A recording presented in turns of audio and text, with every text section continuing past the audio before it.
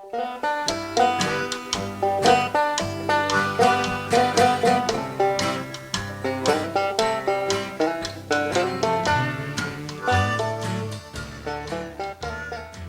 and welcome to Bar Mills. We're going to be starting our series of videos on our Cundy village. We're going to start with Alvin's hat shop today. We're going to look at how we put this together and some of the easy parts and some of the hard parts. All right, we're going to start off with the Alvin's hat shop.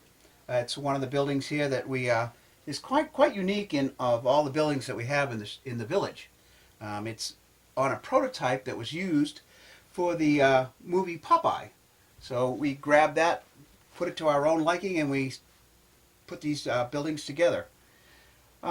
This one is a little different because this one we use taskboard for our main walls.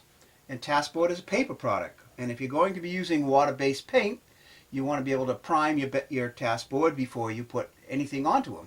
So basically, while they were still on in the sheets, I painted the inside of my building black, flat black, so it reflects color, unless you're going to do interiors. And then I painted my outside a primer. That gives me a gray primer. That gives me a base to work from. Next thing we did was we put our battens on. I don't know if you can see it here, but we have little battens that go up and down on the lower part of the building. They will press and stick right on, and I used kind of the paint to make them stick even better. My next step was to put on the clapboards. Now these clapboards are a little different because they are each individual clapboards, but they're what they call a edge or rough sawn clapboard.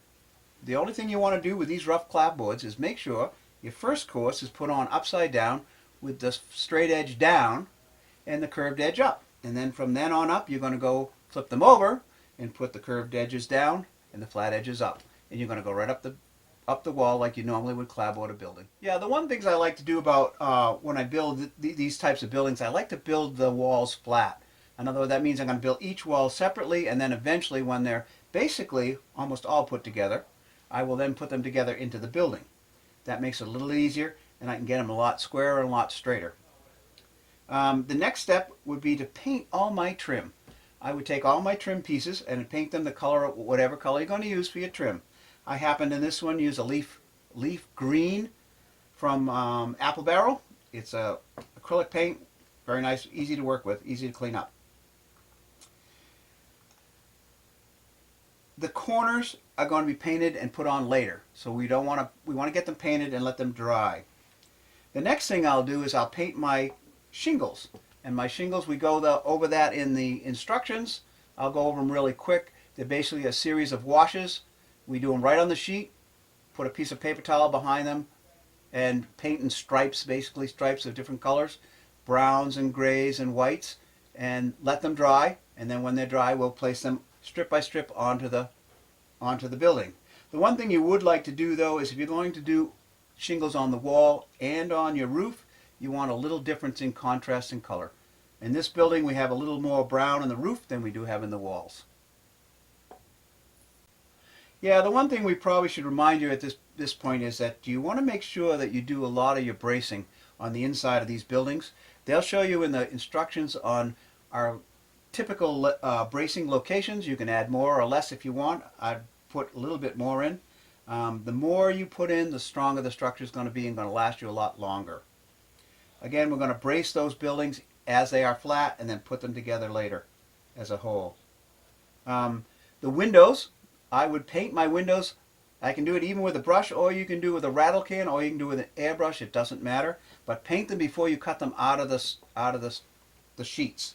That gets the basic color. You might have to touch up an edge or two, excuse me, but it's much easier to paint them before you cut them out of the sheets and hold them in place.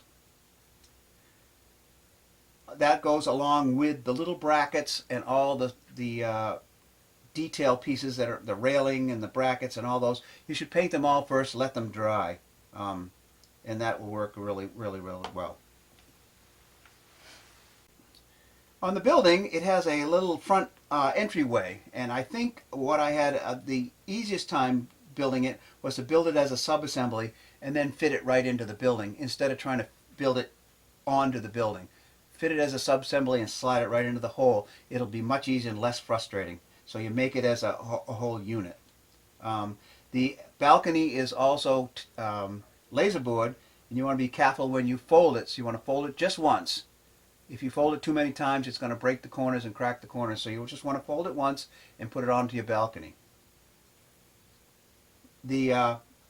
On this one, I used strip wood across the peak of my roof to finish my caps. I think it's a 1x3, and that'll come in the kit. You want to look that up. And I stained it with a driftwood alcohol and shoe leather dye stain. The basic color of the building that we have in the kit, in the diorama, is it's leaf green on this trim, and then we use Woodland Scenics concrete as the basic color. It's almost a white, but not quite a white. When you're painting your walls, if you want to add the basic two colors on the walls, you find a line up from the bottom. I happen to use a piece of block of aluminum I have and used it as a scribe to scribe across each wall. That would give me a line to paint to. I paint that line and leave the bottom and paint all the way to the bottom. That gives me a nice straight line all the way around by rotating the building and putting the lower color in. And then at the very end, you can use a little bit of white on a dry brushing. Don't go very heavy. You want just a little bit to give a contrast in your battens and your doors and your windows, and it will jump right out at you. The roof goes on really easy. You just want to make sure that all your trim is painted before you put it on, and that way you'll get a nice clean finish. After you have all your shingles stained up the way we tell you in the directions, or the way you want to do it yourself, you'll lay them up row by row, and we actually did this one with the roof flat, and cutting the edges and sanding the edges, and then once I was able to get it all done, I then folded up and put it right on the roof. It stuck it right down. Went on really nice. Jim did a really nice job in the engineering on this building. It went together so smooth. This is Jack Ellis for this part of the Cundy Village, and we'll be doing a couple more buildings in the next video, so we hope to see you then.